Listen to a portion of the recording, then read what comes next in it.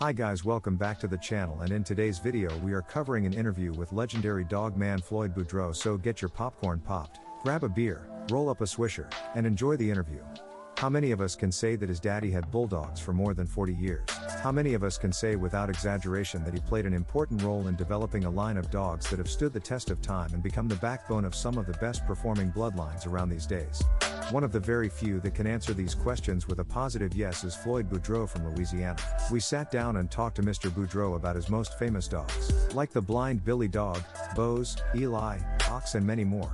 For the first time, Mr. Boudreau tells about his friendship and relations with dogmen like Leo Kinnard, George Sattler, Joe Corvino, Maurice Carver, and others. Floyd Boudreau is without any doubt a very knowledgeable dogman and has bred, raised, and handled some of the best ever to cross a pit. Stay with us and learn about the living legend and some of his famous American pit bull terriers from Louisiana, Mr. Floyd Boudreau. What was your first dog, and when was the first time for you to leave Louisiana with these dogs to fight into something other than local competition? I remember my first dog was a brindle female. Her name was Flossie. I started at a very young age, but the first time for me to fight a dog in the fast lane must have been when I took Stagger Lee to San Antonio to one of Maurice Carver's shows. I went into a guy named Steven and he had a dog called Rojo. We had that dog beat, but he kept pushing his dog in the corner with his knees each time when it was his time to scratch. Maurice was the referee and I said, "Gentlemen, be sure not to push that dog anymore. You have pushed him for the last time." If I wouldn't have said anything that time, who knows what might have happened. How well did you know Carver? Pretty good. I saw a lot of his shows and gave him some dogs, but I never really did much business with him. He was a nice looking man and could tell a story like no other. I remember Maurice and Mr. Jolly, from South Texas, came here one time in 1955 and they were driving a red Thunderbird convertible. You had to push the car to start it and they had a black dog named Butch with them. He jumped out of the car and was running to highway and we had to catch him. Maurice told me he started with the dogs in 1946, 1 year after I fought my first dog. He and his friend Jolly went to Louisiana to fight that wino dog that was owned by Jolly. After the fight, Jolly sold the dog over here and Maurice was so angry with him that he refused to drive back to Texas with Jolly in the same car. Maurice knew a lot of good dog people and he would watch the hot young dogs in somebody's backyard, and if you had something he liked he would try and talk you out of it and then start selling them. I saw him fight a few good ones, but he never did fight many dogs and a lot of times he would come in overweight. One time he was matched into Mayfield and come in overweight, but Mayfield said he would fight anyway. Carver refused and then sold his dog. That's how he was. Maurice was always trying to make money with the dogs. How else could he survive? He wasn't going to work for a living. Do you think he misrepresented those papers to keep that a secret? I'm sure he did to some degree. But in those days it was pretty much common knowledge that he did, and everybody that needed to know, knew about it. I did. He bred to my blind Billy dog and that's how he got Ironhead, Boomerang, and others. They came out of my stuff. He always told us that Boomerang was out of Ironhead. You see, Maurice would exaggerate a lot all the time. And he was smart enough to tell you a lie. Don't get me wrong, Maurice was a nice guy, but also a liar. He told me one time that he worked for the Mexican government, the Border Patrol, and even told my wife he worked for the Foreign Legion. But one thing is for sure, he was a hell of a ladies' man and could convince you that black was blue. He sure was a good salesman. Carver's Ironhead. What was the best dog you ever owned? They ask me that all the time. It's tough to answer, but I think I'm partial to my Bose dog. I probably had a few that were as good, but I always liked him a lot. He won 27 rolls for me and he was always the smaller dog, but they couldn't beat him. He also won one contracted fight. One time Jerry Clemens and Douglas Nyrider brought a dog that was 19 pounds bigger than Bose, and that big dog would bite through car tires. When we put them down it was a joke. Bose was a fast, hard-mouthed dog. He would fight high in the shoulder and destroy a dog quick. During the daytime he would usually sleep with the puppies around the house, and I always thought he was a little shy, just like blind Billy. One time he won a fight in just 6 minutes. That was in New Orleans. We had 10 matches that day and he beat a dog of Jerome Hernandez. He just wrecked the dog. It was no contest. Bose was out of scrub and candy. After that fight, they claimed that their dog wasn't conditioned. I don't know, but mine was ready to fight. I matched against Jerome 3 times and won twice. Jerome was a dog man and hard to beat. What was the last dog you matched? I guess that was the cactus dog from Grady Cummings about 15 years ago.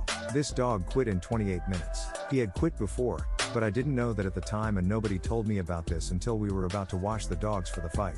Atlas Brewer came up to me and said, "Do you want to know something about that dog?" I said, "I appreciate that, but it is a little late." We had our money up and I wasn't trying to be rude, but if a man wants to help me, then help me on the get-go. I would never let a man start conditioning a dog if I knew the dog was a cur, but it happened. Mr. Boudreau, I want you to tell me the full story on the old Eli dog, how he was bred, his parents, his pups and so on. Backy will tell you the true story as it is, and I have witnesses that can tell you this is the truth. If this is not right, I'm the brother of Martin Luther King. Today at least 80% of the dogs that are fighting come from Eli. It makes me mad that they got the story on him and his sons Bullison and Eli Jr. turned around. Not for myself, I know better. I lived it, but the future generation that is coming behind us doesn't know anything about the truth and have to rely on what they are reading. That's why I'm so glad I can do this interview in the Times. It takes a small man to lie and change a story. I'm telling the truth about how them dogs are bred, just like I was told before. Eli was a pretty good individual, and after his match against Jack Smith in Cleveland I bought him home. We doctored him up and then a sheriff from Mississippi tried to buy him, but I wouldn't sell him. Then the next day Raymond Holt of Texas and his wife Sharon came by to buy him, but I gave Eli to my friend Junior Bush, from Alabama. He loaned Eli to John Cotton from Chattanooga, Tennessee. They were friends at the time, and that's where somebody stole Eli. I gave Eli to Junior because he is a real high-class dog man, an example for a lot of other so-called dogmen. When Eli got stolen, Cotton gave Junior $1,000 and told him to go and buy another dog, and said that if there was another dog he liked that cost more he would make up the difference. There is a lot of stories about what happened after this, when Eli got stolen from Chattanooga. I think he went from Chattanooga to Memphis and from there on, I just don't know for sure, but I feel that some of that bunch in Memphis had something to do with it. I just don't know what happened with Eli, but I feel very strong about this, and I wouldn't say it if I didn't believe it myself. I truly believe that Eli was also the sire of that Gr.Ch. Zebo dog. They were too much alike not to be true. At one time I gave a nice red puppy to Jerry Clemens. He is a friend of mine and I still think a lot of the man. He took the pup, kept him for 6 weeks and sold the pup. He came here and I gave him another pup that I had here in the blacksmith shop. I called that pup Spook. She was out of a litter that killed each other when they were still very young. He kept her for about 2 months at the most when she came in season for the first time. He brought her back and I bred her to Eli. They had 4 pups, 3 black and 1 brindle, 2 males and 2 females. One of the black males was Bullison, the other was Eli Jr. The brindle was Brendy. She bit the hardest of them all and she was the biggest. She could break a dog down in less than 3 minutes. Brendy was awesome, a bad bulldog, as bad as a man has ever seen. She beat a dog one time like she was having breakfast. I've never seen anything like her again. The other female in the litter out of Eli and Spook was a black named Lady. She was my kind of dog and I think the best in the litter. Both Bullison and his brother Eli Jr. were exceptional bulldogs. They were the cream of the crop, top-notch bulldogs, and went into some tough competition to make history. Bullison was a good dog, but he was not as good as Eli Jr. Eli Jr. was a much better producer. He was just not bred to good selected pregnant doges, but he was definitely a better dog than Bullison. He didn't care if he was getting bit because he was going to bite you. Red Walling was the owner of Bullison when he was matched into his son Benny Bob. Maurice conditioned him, but he was not fit to fight. This is what happened. Maurice had Bullison and bred him to a pregnant dog named Beth at his place. A few weeks after that, Bullison got bit by a rattlesnake and his head was as big as a Texas hat. Also, there was this big old dog at Maurice's place that got off the chain, and Bullison, who was in a kennel, was fighting with this dog through the fence and messed up his teeth and gums. Just before the fight with Benny Bob, we checked his blood count and it was down to 33. Benny Bob was a brindle dog and Bullison a black. Walling's Bullison 2XW1XL. The match was at 52 pounds, but Bullison was only a 48 or 49 pound dog. The fight was reported in Pete Sparks magazine and also in the book that Mayfield had out at the time. But it was not until Mayfield wrote that little book called Rednecks that he came out with all that nonsense about a black dog against a white dog. I think he was confused by another match between Danny Burton, who had a black 54 pounds dog, and Raymond Holt, who had a white dog called Lightning 4, owned by a black man named Chris. Eli Jr. was sold to Douglas Nyrider when he was 17 months old for $400. He won his match on a broken leg in Oklahoma. If Bullison would have been in shape against Benny Bob, I think that would have been a hell of a fight. One time I had a dog called Napoleon and I rolled him with Bullison when he was at my place. Bullison was an 18 pounds bigger dog, but Napoleon held his own for a little while. It didn't go very long because Bullison was coming on hard. Later I won with Napoleon in the same show when Bullison won over that Sir dog that was handled by Bert Close. I remember one incident with Bullison when he was at my place. Jerry Clemens brought the dog to me to be tested, and one day while I was cleaning up around his chain he tried to bite me. Before he could put his mouth on me, I hit him hard with a shovel and knocked him out. After this happened, he never, at my place, tried to bite anyone again. If a dog is a biting dog, I don't like them, and if they try to bite me or my family, it's a dead dog. Jerry had Bullison when he was a young dog and his dogs were always sort of hyper. It's easy to mail them that way. On the subject of schooling, how do you go about this? I don't think you can change a dog a whole lot after he is born. All you can do is sharpen his ability a little bit, but you can't make him game.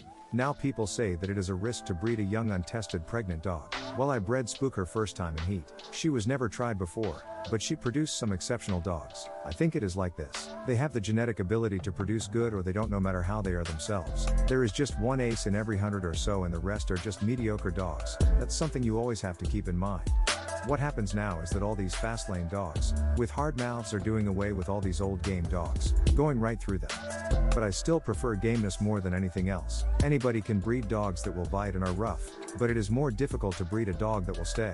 With a game dog you have a shot at the money, and there is no monopoly. There is nobody that has cornered the market on these dogs. Dogs are just like humans. I'll explain that to you. You can have two brothers, one a gentleman and the other one that's not even worth the powder to blow him up, and still they both came from the same father and mother. So, with these dogs, it is the same.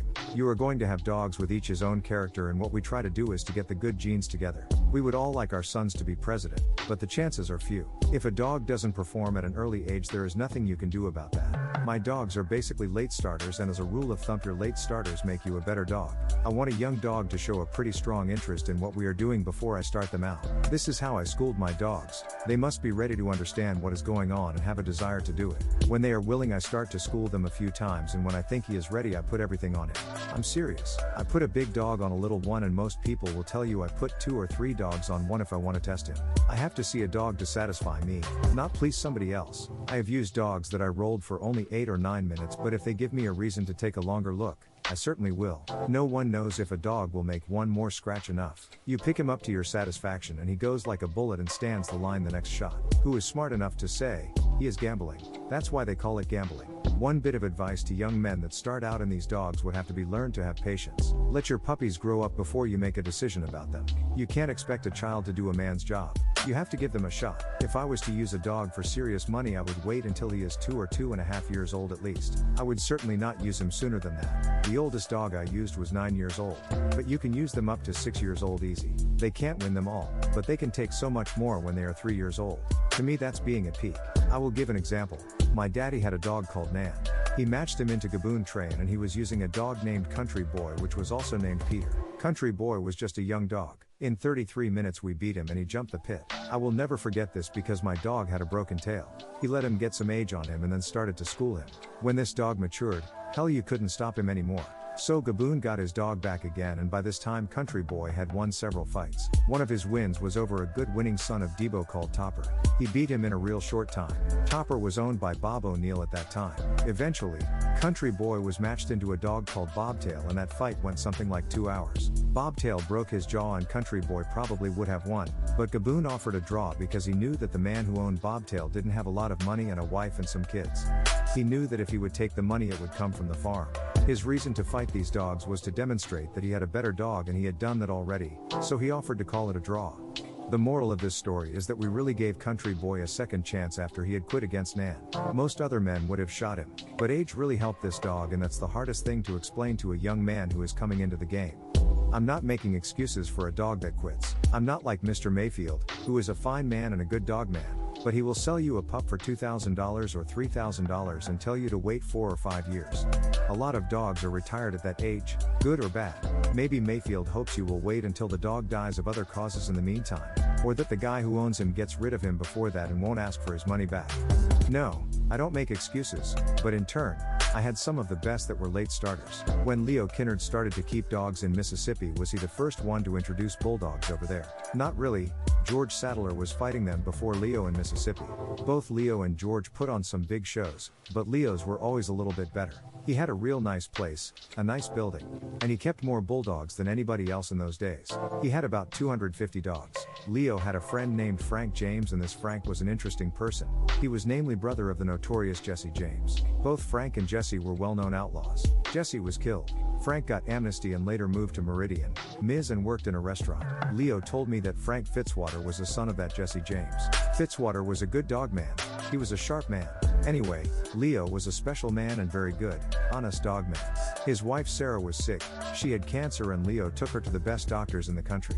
They went to New York, and he did anything for her. He loved her dearly. He told me he spent more than $125,000 on her without much results. When she died, it broke him, and then later the state bought some of his properties, but they never paid him. He died broke. We sent him some money every month. I was working and he was not. The last time I saw the man, he walked us to the car and shook my hand. He didn't say much, but he was crying and so was I. He died of a heart attack. I believe he was 67 years old when he died in 1976. He left me some dogs, dog houses, some chains and etc. Leo loved to talk about dogs, from the time we got up till late at night. He was a bootlegger and always had all kinds of whiskey, champagne, cigarettes of all brands, and if you were a guest, it was yours. Many times we were there and talked dogs with Jim Taylor and many others. Leo lived his life to the fullest. He had 3 different cars, 2 Cadillacs, and a truck. He would deliver the whiskey with the cars. Sometimes I would go with him and often we would come home, change cars and go off again. He never had any trouble with the law until the National Guard came down on him.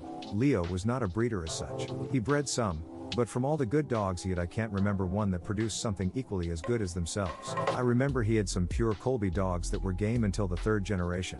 Then they started to quit in the pit, but he still bred several and they were game again. Leo had full-time help and that makes a difference, of course. His setup was beautiful. All fenced in and a big gate that was closed around the 6-bedroom house. Guard dogs were all around running loose. Leo was a great dog man. I knew him when he had $65,000 in his pocket and later when he had less than $1 to spend. It didn't make any difference to me because he was my friend and that never changed. From all the dogmen that you knew in those days, who was the toughest? Who was the best dogman in your time? The man I admired most was George Sadler. He too, like Leo, was from Mississippi. George taught me a great deal about conditioning. He never had many friends because he was a businessman. He had a restaurant and he never needed friends, he just went on with his business. But I thought I was his friend. One of the first things he told me was to take care of your dog and he'll do right for you. Don't come half drunk with some ladies to have fun and expect to do good. Stay with your dog and give him all the attention he needs. If you come to win. There is plenty of time to party. Did Sadler bring his dogs in fine or dried out pretty good? Yes, he brought them in keen, always sharp and prepared for the duration. Did he fight a basically hard-biting dog, a punisher? No. I remember him winning more on the distance than on the bad dogs. My rebel dog was a rough dog and George ran him half an hour just before he fought him because he was overweight. He fought him on Tuesday night, came in overweight and took him down the road around the river until he made weight, and still won the fight in a short time. He pretty much picked his dogs and he, just like Leo, had some help to walk the dogs. He would send somebody out to walk his dog and tell them not to come back until late at night. I learned from him that hand walking a dog will help him to stand on his feet during a long hard contest. I'm sure you can do it many other ways, but that's how I learned it. George was a gambler. If he had seen your dog before, and you were matched into him, you were automatically at a loss. He would buy a good dog and gamble hard. He had a good eye for a bulldog. His son-in-law Curly Hayes also helped George a lot and he was a very competitive dogman himself. Did you know Joe Corvino and Earl Tudor? Oh yes. Joe was a good man and a friend of mine. He was a short, stocky man and chewed tobacco. He was a gentleman and really liked the dogs. He would come here mostly on Thursdays, a few days before the fights, and he would stay here, talking dogs. He was like me. He thought that if you had gameness in your dog you had a shot, no matter what. Joe was always dressed up in a 3-piece suit plus watch chain. There were others that had suits on like Bob Wallace, Mr. Marshall, Leo Kinnard sometimes, Cecil Collins and of course, George Sadler. Howard Heinzel always wore cowboy boots and a Texas hat. Another gentleman was Bob Hemphill, the man who had all those red-nosed dogs. Hemphill lived here quite a while and worked at the fire station. That was in 1927. He left from here and took 2 dogs with him. One was Hobo Joe, but I can't remember the other one. Earl Tudor was more a conditioner than a breeder. He had some very good dogs like Debo, Jeff, Spike, White Rock, and a dog named Cracker. In his younger days, Earl fought a lot of dogs all the time, always looking for something to match. Back in those days, he bought a lot of dogs from other people, but later, when I knew him, he bred his own. When he was younger he had those Komisinski type dogs, not the terrier type, but more like the old Donovan type. I really don't know where he got them, but they looked a lot like the dogs that Thingy Charlie Lloyd had and later were owned by men like Komisinski and Donovan. I was lucky to get Blind Billy and Rascal. I put them together with good results. Gaboon Train's Rascal? Yes, you see Train never owned that dog. It should be Boudreaux's Rascal, like he is registered. I still have the papers here, but I don't care if the rest of the world thinks of him as Train's Rascal. Anyway, I own that dog and I crossed him with Blind Billy. GRCH Train's Rascal, 6XW. Now Rascal wouldn't start when he was a young dog and, as a matter of fact, he was stolen one time but because he wouldn't fight, they turned him loose. I saw him in 1957 when I got out of the service and he fought against a big black dog that was out of Cannon's Black Shine and those dogs. At the time we were all arrested, but in those days it was just a misdemeanor. There was nothing against bulldogs really. Rascal was owned by SP and I traded one of Rascal's sons for him. A young dog called Rascal Jr. This pup only had one testicle, but SP took the pup and later sold him. The man that traded Rascal to me is still alive. Rascal produced that country boy dog, Marciano, and several other good females. As a match dog I think Rascal was probably overrated. He was a game dog, red and white in color. He also was a bad ear dog just like Country Boy. Is your good stock mostly Corvino? Yes. What I did. My blind Billy dog was born in 1952 and I bought him in 1953. My uncle had 4 ace roosters and we traded them with Earl Tudor for blind Billy. He was a son of Debo and he wouldn't fight until he was 2.5 years old. Was he blind? No, not really. His eyes had always been a little weak and in his last contest he was blind. Yes, I won a real good match with him in 26 or 28 minutes. Then the second time, I was very young then, they tried to fool me. It was pretty dark in the place where the pit was set up and it was my turn to scratch Billy. Earl Tudor jumped up out of joy when Billy was scratching towards the other dog. He was about halfway when he turned around to look at Earl and hit the pit wall. He never stopped looking for the other dog, but he was counted out and lost the fight. We didn't get the trophy that day, but Billy was the best dog in the show and from then on they called him Blind Billy. Like I said before, his sire was the Debo dog and I believe Howard Heinzel had something to do with that dog. Debo was stolen when he was a young dog and sold to a black man who owned a restaurant. Debo's real name was Runt and when he started at the age of 4 they picked him up again and matched him. What about your dog named Ox? Ox was a very smart dog. He was a superb ear dog and also very game. When I turned him loose he never missed that ear. A long time ago we matched him in Mexico. He was matched for $16,000, which in those days was a lot of money. I was matched into the district attorney of Mexico City. He had a good little dog and he told me that his dog would break legs and said that that was going to happen to Ox too. The only comment I had to make was that if Ox would turn him loose he wasn't going to break anything. Ox was smart and I am convinced that he would have stayed out of trouble. The only thing Ox couldn't do was talk. That's how smart he was. But the show never came off because of a couple of punks from California who were involved in other activities and had been followed by the authorities. This was not just another convention, but it was going to be one of the greatest get-togethers in a long time. There were 2 or 3 super dogs to be matched. The trophy alone for the winner cost $2,000 and was made by Larry McCaw from California. Plus the fact that nobody brings a dog that far when they were not satisfied with the dog at home. After that, we sold Ox because we needed money to buy a new place. He went to a man from Florida, named Bob Johnson. 1 week after he took him, he called and told me he had put 3 dogs on Ox. Boudreaux's Ox.jpg. Boudreaux Ox. He said he stopped the first dog in 20 minutes. The next one went a little over a half hour and the third one Ox fought like he just started, so they picked him up. He told me Ox was a very game dog. I told him that I assumed he was game, but didn't realize he was that game. People don't seem to understand that even the very best will often quit if you stress them hard enough. It's just a matter of how much you put on them. There is no sense in killing them while testing them because there is something like a breaking point. Some dogs that have never been used because they quit at home might have been great dogs in the pit under the right circumstances. Lack of knowledge. That's what it is. Ox was a polished ear dog and he could keep himself out of trouble. But most other dogs couldn't stand this kind of abuse. These dogs are just flesh and bone like anything else and most men don't even recognize an ace dog when they see one. They try to condition a dog on a treadmill when they are half drunk and watching TV. Now that I'm back on the subject of schooling, I took the Devil Dog of Oklahoma and rolled him no more than 9 minutes and later I used him to whip Chicken Sam with a dog that I saw fight for 3 hours. Sometimes when you see an all beaten up dog people say, "That's a bad one." I say, "No sir, that's a bad one that passed on him." That's the way it goes. Who was the best breeder in your days? Well, that's hard to say. Breeding dogs is a heartbreaking experience because when you have something good it will practically never reproduce the same. You can raise anything easier than bulldogs. Like chickens, horses, etc. There is so much you've got to have in an ace dog. You get them with talent and they are curs. You get them that are game but they can't fight. Hitler tried to breed humans, but he also didn't succeed. He had them built like he wanted, but they didn't have the brains. I have never had many dogs in my life, but I did have some good ones, so I think that's not bad. I can sure understand that when a man keeps 300 dogs or more, he comes up with some good ones. It's like this. Know what you see, know what the dog is and know an ace dog when you see one. Only time will teach you that, only time. But also you have to have enough to select from. That's the key too. If you have a good female and breed her to a good male you have a chance of coming up with something good. It's that simple. Breed your best bulldog to another top-notch bulldog and if they don't produce, you breed them to something else and then if it doesn't work, you better forget about it. I had a female one time, her name was Tammy. She was by far the smartest dog I've ever owned. She was out of that black shine dog and she was the only dog I let into the house. She was real sharp. If she was fighting, for instance, I could call her off and let her sit down with me and send her back anytime I wanted. I bred her both to Rascal and Blind Billy the same time with no more than 5 days or so in between. I did this because both males were old and I really didn't want to miss this breeding. So I first bred Billy and then bred Rascal 5 days later. The pups were born about 61 days after I bred Billy, but some of the pups were spotted just like Rascal was. She had 13 pups and every pup in that litter was good, all of them were pit-worthy. Bob Wallace was here when I bred Rascal to Tammy, so I gave him a pup. He named the pup Socks and always told everybody he was out of Rascal. I didn't really care because both Billy and Rascal were mine and they both were out of the same female, but people are quick to criticize.